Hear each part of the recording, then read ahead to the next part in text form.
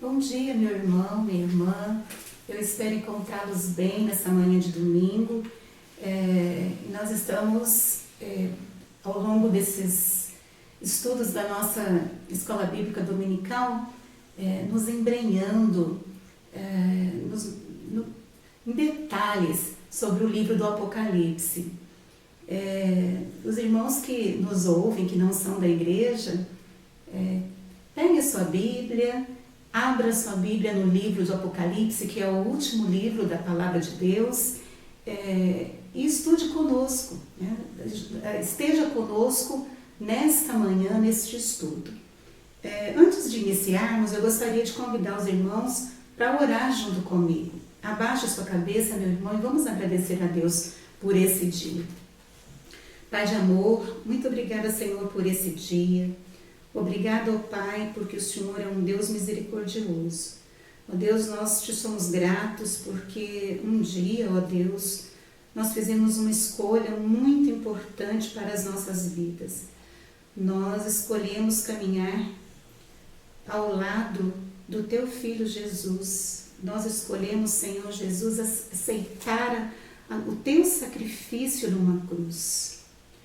Ó Deus, que o Senhor possa nos capacitar, nos ajudar a entender, nos fortalecer e que nós possamos entender a importância de nos santificarmos a cada dia como servos, Senhor, como servos valiosos para Ti. Obrigado, ó Pai, pela nossa igreja, esteja nos ajudando nesses momentos delicados e difíceis que nós estamos passando. E abençoe, Senhor Jesus, a cada irmão querido que está em sua casa nesse momento. Em nome de Jesus que eu oro. Amém. Meus irmãos, nós estamos já passamos, inclusive, né, do meio do estudo do livro do Apocalipse. Nós, hoje, vamos estudar o capítulo 17, 18 e 19. Muita coisa, não é mesmo?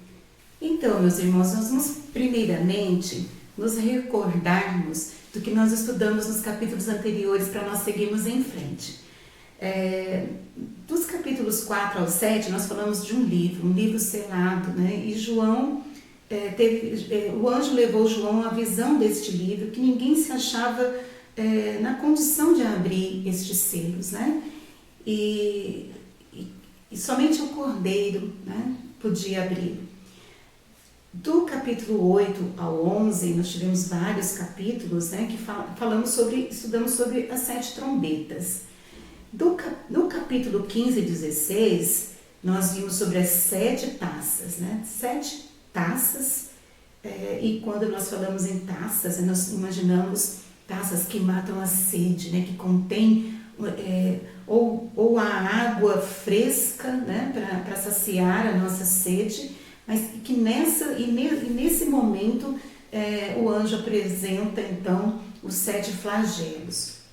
E nesses capítulos que nós vamos estudar no dia de hoje, nos capítulos 17, 18 e 19, nós vamos falar sobre a queda da Babilônia, a queda da meretriz. Quando o autor coloca, meus irmãos, ali no título, né, ele intitula o estudo, ele escreve o seguinte: Babilônia, o reinado, a ruína e a ruína da cidade do anticristo, né? Então nós podemos imaginar que esta Babilônia, a qual se apresenta, né, tanto historicamente como escatologicamente para nós, né, é o mundo pagão. É este mundo representado, né, por um império construído, por um sistema de idolatria construído pelo opositor do nosso Deus, que é Satanás. E este opositor, este grande opositor, ele articula as suas forças, né, o seu sistema inteiro, né, além de se opor, ele é contra, ele trabalha contra, né, o nosso Deus. Então, nos nossos estudos nós vamos falar um pouco sobre este império, né, esta grande meretriz, né, que neste momento, né, se confunde, né? Nós temos aí a visão de uma mulher e uma cidade. Queria lembrar aos irmãos, né, que quando nós falamos tanto de mulher quanto de cidade, né, e estamos falando aí do mundo pagão, da Babilônia, né, idólatra, né, esse sistema diabólico, nós precisamos imaginar que o diabo, ele quer se parecer com Deus. Então, assim como Deus tem a Nova Jerusalém, né, nós temos a Cidade Santa, e Deus possui a noiva, a sua noiva, que é a igreja, né, o diabo também maquiou essa ideia, né, para as cidades idólatras de imoralidade, né, que é a grande Babilônia e o local do seu reinado, né, a extensão do seu reinado. Né? Então, este mundo é o mundo pagão. E esta visão de João, né, nos mostra aí uma quantidade muito grande de imagens, né, que se nós formos falar de todas, nós não conseguimos falar do que é mais importante do nosso estudo, né? Então, infelizmente nós temos só 40 minutos, nós não vamos poder falar de tudo, mas o que nós podemos falar deste império, né? Deste império que, além de tudo, é um império que foi vivido, que foi experimentado e ainda está sendo vivido por nós neste mundo, né? Então, nós podemos verificar que o anjo chama João, aí no versículo 1, né? O anjo chama João e João, tão estarrecido, admirado, né? Ele vê, então, o julgamento, né, dessa grande meretriz, né? Graças a Deus por isso, né? Graças a Deus que Deus, com toda a sua ira, com todo o seu furor, que, como está dito lá no versículo 19 do capítulo anterior, né? Deus diz, né, que a grande Babilônia, né, ela provará, né, do vinho do furor da ira de Deus. Então, nesse momento, nós vamos encontrar o desenrolar dessa ira, da justiça do nosso Deus contra esta Babilônia, né, este império do mal. Então, João tem aí a visão dessa grande meretriz sentada. Então, quem é? Já falamos, né? A grande meretriz é este grande império, né? Um grande império que escraviza, né? Que é idólatra, né? E os irmãos podem notar que esta mulher, ela se apresenta, né, com uma riqueza, né, incrível, né? Então ela tem um estilo, né? E este estilo é um estilo muito rico, lindo, né, e maravilhoso aos olhos de quem vê, né? Então, inclusive João percebe tudo isso, nesses detalhes, né? Achava-se a mulher vestida de púrpura e de escarlata, adornada de ouro e de pedras preciosas, de pérolas, tendo à mão um cálice de ouro, né? Olha que coisa mais bonita, né? Um cálice dourado, né? Reluzente, porém, por dentro deste cálice, né? O que nós podemos encontrar? Abominações e imundícias da sua prostituição. Enquanto nós falamos, então, de uma meretriz, meus irmãos, de uma mulher,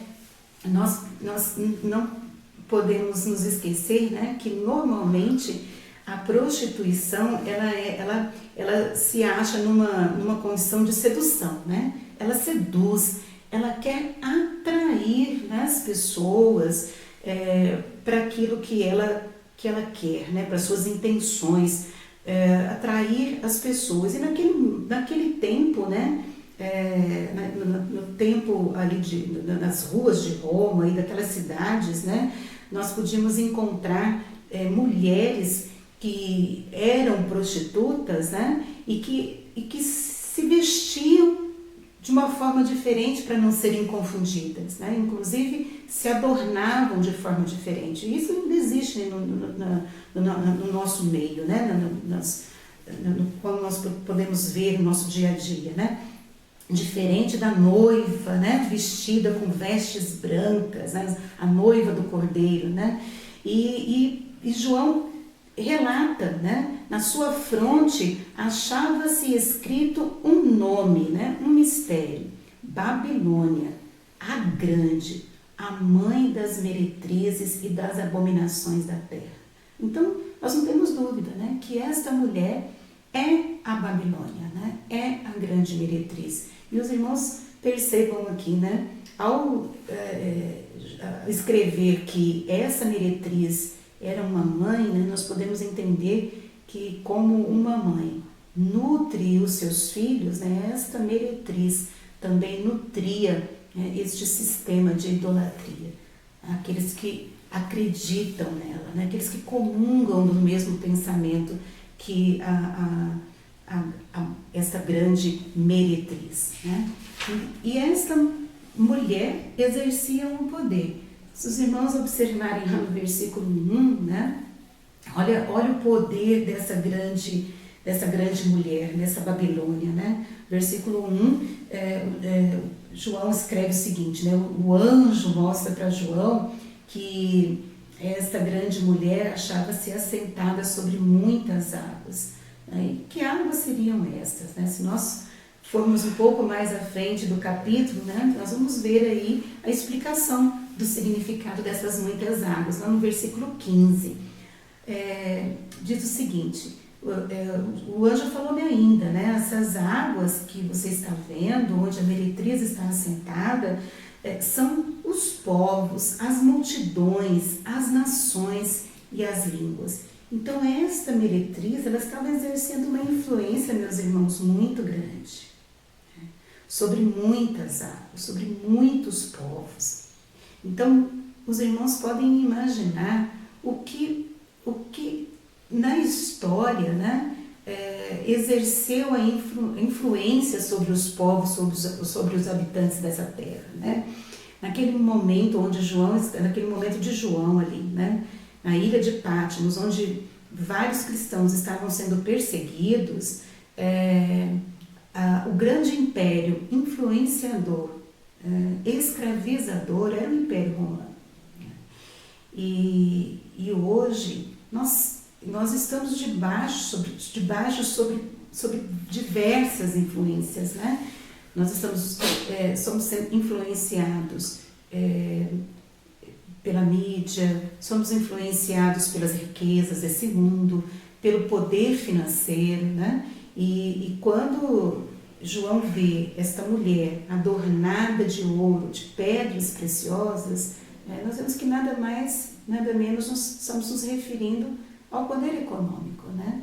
Ao poder econômico de algumas ou de muitos povos, né, que escravizam, né, e que se articulam e que promovem um mundo desfavorável contra aquilo que Deus planejou, né,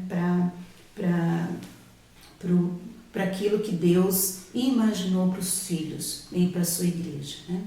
E nós vemos que nas mãos desta mulher, né, tem um cálice, né, e dentro dele, né, algo muito ruim, né, que é fruto da sua prostituição. E o interessante também, meus irmãos, que essa mulher, né, tem um propósito, né, que ela tem uma missão. A missão nós podemos traduzir como objetivo, né? Imagina vocês, né, num mundo competitivo que nós vivemos, né, tudo parece ter objetivo, né? Nós encontramos e queremos ter um alvo para as nossas vidas, né? E nós, muitas vezes, nós pedimos, né, que as pessoas tenham um objetivo e caminhem em direção ao alcance desse objetivo. E esta mulher não era diferente, né? E o mundo do diabo não é diferente. Ele tem uma missão, ele tem um grande objetivo. Então, o que essa mulher quer, né? Ela quer usar todo o seu poder, né? Toda a sua articulação, né? A sua a sua estratégia contra Cristo, né? Contra Deus. Então, tudo que ela puder fazer neste mundo, tudo que ela puder movimentar neste mundo, meus irmãos, tudo que o diabo puder movimentar neste mundo, ele é capaz de fazer, né? Então, nós vemos aqui, né, a sua vontade, né, o seu mover, né, nós podemos perceber que ela fica cada vez mais ágil para tentar conseguir aquilo que ela quer, né? Isso é muito importante falarmos, meus irmãos, né? A velocidade com que ela tem operado para alcançar os seus objetivos, né? Se antes, né, nesse mundo, as coisas caminhavam com uma velocidade muito menor, né? A partir de agora, as coisas elas vão acontecer com uma velocidade muito maior, né? Porque nós estamos compreendendo que Jesus está voltando, né? E tudo que antecede a volta de Jesus, né, acaba fazendo com que Satanás se apresse para cumprir o seu objetivo. Então, meus irmãos, que fiquemos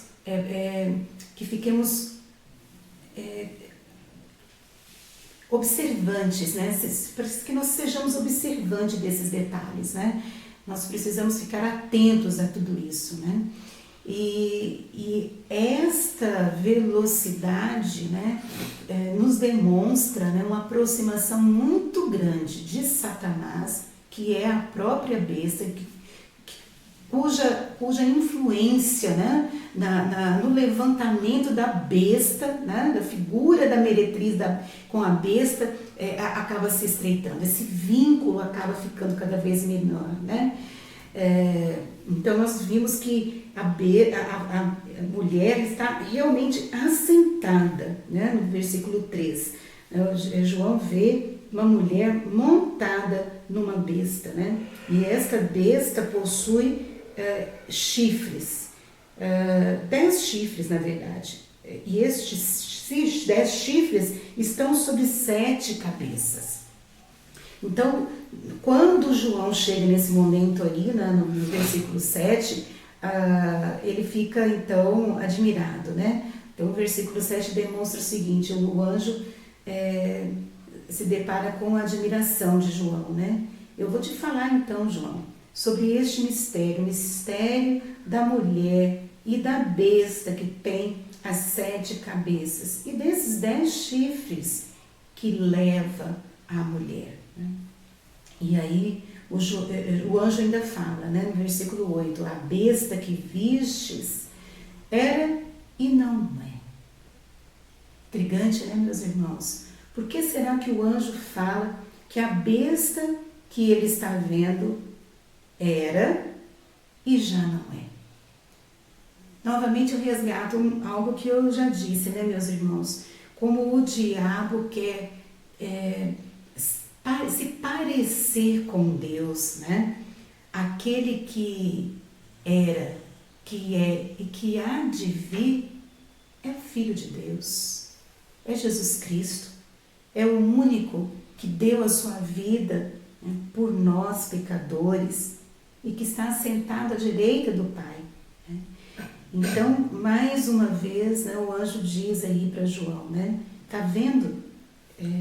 Esta é a besta que era e não é mais. Ela vai sair do abismo. É o abismo onde muitos caem. Muitos estão à beira deste abismo, né? São aqueles que habitam sobre a terra, cujos nomes não estão escritos no livro da vida, desde a fundação do mundo. E quando João vê essa besta que era, que não é, ele também vê uma besta que aparece. E aí então nós precisamos ter a sabedoria, né? O anjo então diz para João, olha,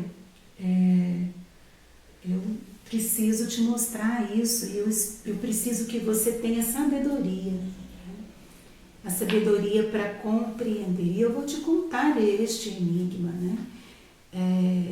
No versículo, ele aparece, né, por 2 vezes a expressão, né? Ele era e não é. E repete lá no versículo 11, olha só, meus irmãos, novamente, né? E a besta que era e que não é, também ele, o 8º rei, e procede do 7 e caminha para a destruição. Quando nós vimos lá no início do capítulo, né, a besta com nomes, né, com cabeças, né, nós podemos dizer que são cabeças de líderes, né, líderes que vão aparecer à frente, né, destes impérios, que vão guiar uma grande quantidade de pessoas numa falsa direção. Nós podemos perceber que nós vamos ter igrejas que se parecem com igrejas reais, mas não são. Igrejas apóstatas, que vão falar parecido, né? Parecido com a palavra, mas não são, né? Então, era e já não é, e que nós podemos ver que está à beira da destruição, do abismo. Aqueles que serão salvos, né? Eles estão ali admirados com esta rapidez, né?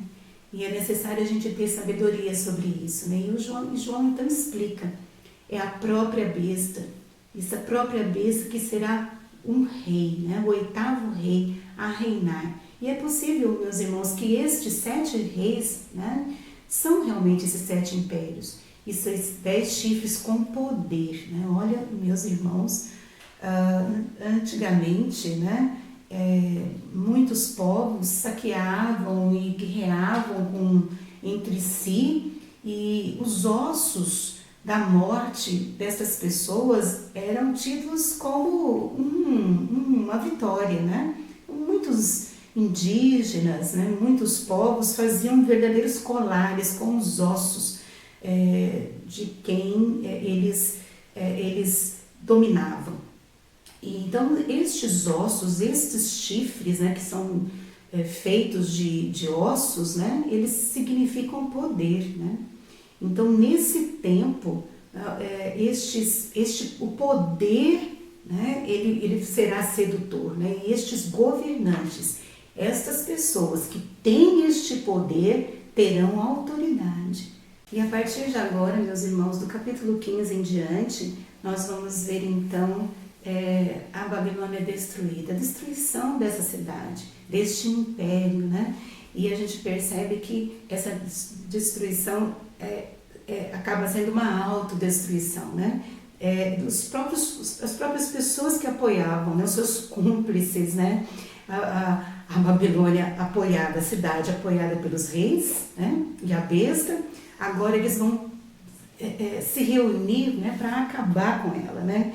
Então, aqui no versículo 16, né, fala o seguinte: os 10 chifres que viste e a besta, esses odiarão a meretriz e a farão devastada e despojada, e lhe comerão as carnes e a consumirão no fogo, né, porque em seu coração incutiu Deus que realizem o seu pensamento e executem e deem à besta o reino que possuem até que se cumpram a palavra de Deus. Então, meus irmãos, Deus está aqui, né, mostrando, né, que Ele está cumprindo a sua justiça, né, e a sua ordem, né, de consumir completamente o poder, né, da besta, né, e consumindo aí aquela mulher meretriz idólatra, né. E aí nós temos aí no versículo 17, porque em seu coração incutiu Deus, até uma palavra que conforta os nossos corações, né? Mostrando que Deus está atento, né? Para cumprir o que Ele prometeu. A sua fidelidade, meus irmãos, a fidelidade de Deus para a sua vida, para a nossa vida, né? Então, a partir de agora, nos capítulos 18 e 19, né, nós vamos visualizar o prelúdio da vitória, né? A vitória, né? E mais um anjo, então, mostra, né, para João, né? Então exclamou com potente voz dizendo: caiu, caiu a grande Babilônia, e se tornou morada de demônios, covil de toda espécie de espírito imundo e esconderijo de todo gênero de ave imunda e detestável, pois todas as nações têm bebido do vinho do furor da sua prostituição. Com ela se prostituíram os reis da terra, e também os mercadores da terra se enriqueceram à custa da sua luxúria. Meus irmãos, olha como nós precisamos ficar atentos, né, a tudo que tem acontecido. Se nós pudéssemos exemplificar, né, inúmeras questões do mundo que nós vivemos, nós iríamos ficar aqui falando sobre, né, o que nós achamos e o que nós vemos, né, hoje em dia, né? Mas nós precisamos nos ater aqui àquilo que realmente a lição nos fala de mais importante. Então, lá no versículo 4 do capítulo 18, diz o seguinte: ouvi outra voz do céu. Então, João está dizendo aí claramente, eu estou ouvindo, dizendo, né? Retirai-vos dela, fuja, saia, povo meu, para que você não seja cúmplice dos pecados, né? E nem participante destes flagelos, né? Saia deste local, né? Os pecados, né, podem te influenciar, podem te seduzir, né? Então, Deus está ali, o anjo está ali mostrando para João, né, para se atentar, né? O martírio nesse tempo é difícil, não é fácil, né? Então, nós precisamos ficar atentos como filhos de Deus. A palavra de Deus é clara, né? E mais adiante, no versículo 8, diz o seguinte: por isso, em um só dia, sobrevirão os seus flagelos, morte, pranto e fome, e será consumida no fogo, porque poderoso é o Senhor Deus que a julgou. Podemos ver também o poder de Deus, que excede o poder de Satanás. Como eu disse já anteriormente, né, nós precisamos ter essa esperança, meus irmãos, né, que Deus peleja por nós, né, que está ali. Nós precisamos fazer a nossa parte, meus irmãos, né? Como disse aí no versículo 4, né? Retirai-vos, né? Se separe, se santifique, né? Fique atento, né? Este é um decreto de Deus que precisa se cumprir, né? A meretriz havia se unido à besta para destruir o povo de Deus. Então, nós precisamos estar sensíveis às coisas do nosso Deus, né? E precisamos nos apartar, precisamos ficar longe de Deus. E podemos lamentar, né? Nós podemos somente nos apartar, né? Alguns lamentarão e muitos lamentarão. Quem são essas pessoas, né, que vão lamentar, né, que vão ficar tristes pela destruição, né? São aqueles que estavam usufruindo, né? usufruindo das maravilhas, né, da Babilônia, né, desse local, dessa cidade. Capítulo 10, 11, 12, o versículo 10, 11, 12 do capítulo 18, né, 13, 14, né, ele relata. Eu queria que os irmãos lessem em casa, né, com mais tranquilidade, né, tudo que o anjo, né, mostra e relata, que João escreve, né, a respeito dessas pessoas que pranteiam, né, que pranteiam. No versículo 16 diz o seguinte: ai, ai da grande cidade, que estava vestida de linho finíssimo, de púrpura e de escarlata, adornada de ouro e de pedras preciosas, de pérolas, né? Porque em uma só hora ficou devastada tamanha riqueza, e todo piloto, todo aquele que navegava livremente, marinheiros, o quanto labutaram no mar, conservaram-se de longe. Então, vendo a fumaceira do seu incêndio, gritavam: que cidade se compara a essa grande cidade? Para quê? Né? Para que lamentarmos, né, da grande riqueza, né, às custas da vida e da alma de muitas pessoas, né? Nós precisamos sim, meus irmãos, exultar. E no versículo 20 fala exatamente sobre isso, né? Exultai sobre ela, ó céus, e vós, santos, apóstolos e profetas, porque Deus contra ela julgou a vossa causa. Como se estivéssemos ali diante de um juiz, do maior, do grande juiz. Nós precisamos entender que ele está ali num julgamento real, absoluto, honesto, e não existe outro julgamento melhor para a nossa vida. E no capítulo 19, né, nós podemos ver que haverá ações de graça nos céus, né, júbilos nos céus, pela queda da grande Babilônia e pela decadência dessa meretriz, né? Aleluia por isso, meus irmãos, nós precisamos louvar. Vejam só, versículos 6 do capítulo 19. Então ouviu uma voz de uma multidão numerosa, de muitas pessoas, como de muitas águas, né? E muitos fortes trovões, dizendo: aleluia, reina o Senhor. Alegremos, exultemos e demos glórias, porque são chegadas as bodas do Cordeiro, cuja esposa a si mesma já se ataviou, pois lhe foi dado vestir-se de linho finíssimo, resplandecente e puro. Então me falou o anjo, no versículo 19, falou o anjo: escreve, bem-aventurados são aqueles chamados à ceia das bodas do Cordeiro. E ainda acrescentou, meus irmãos, são estas as verdadeiras palavras de Deus. Então, como temer, meus irmãos, um julgamento tão verdadeiro, transparente como este? Então, nós precisamos nos gloriar, nos alegrar, exultar, porque esse tempo será abreviado.